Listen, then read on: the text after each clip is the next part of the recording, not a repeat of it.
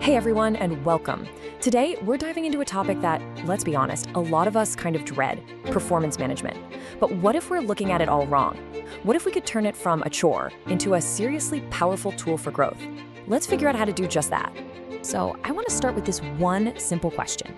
What if that meaning you have every year or every quarter wasn't something you had to brace for, but was actually something that helped you and your team get better?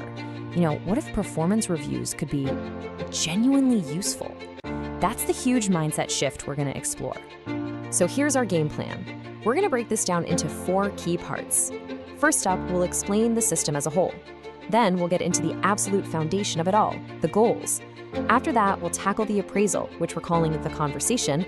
And finally, we'll look at why we're doing any of this in the first place, development. All right, let's jump right in. Section 1, the system explained. Our goal here is to demystify this whole concept and see how we can flip the script, turning it from that thing we all dread into a tool that actually works. So what is performance management really? Well, the source material defines it as an integrated system. And I want you to hang on to that word system. That's the key.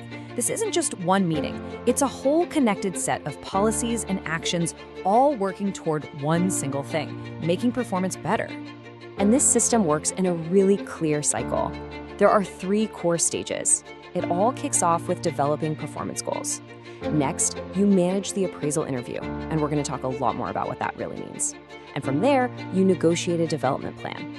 You see how each step just flows right into the next? Okay, so let's move on to the next section and build this thing from the ground up. We're starting with the absolute bedrock, goals. This is all about making sure everyone understands the aims and objectives before you ever even think about measuring anything. Think about it like this. You can't really judge how well someone is driving if you never told them where you're all trying to go. It's that simple. Real performance management has to start with getting everyone on the team pointed toward the exact same destination. And that is why setting goals is so incredibly critical. It is not just about paperwork. It gives every single person clarity. It gets the whole team aligned. It gives you a real benchmark for what success looks like. And most importantly, it sets the stage for a truly meaningful conversation later on. Okay, now for the second stage of the cycle, the conversation. And we're calling it that for a reason. Because when you do this right, it is so much more than just another stuffy, formal review. I absolutely love this quote from our source. The whole idea is to stop handing out a report card and start having a real dialogue. The focus completely shifts away from judgment and moves toward understanding. It's a game-changing approach. And this chart just lays out the difference perfectly. A traditional review, it's often a one-way street, just a critique that only looks backward and obsesses over a rating. But a modern appraisal, that's a two-way dialogue. It's forward-looking, and it's all about understanding. It's the difference between saying, here's your grade, and asking, how can we win together?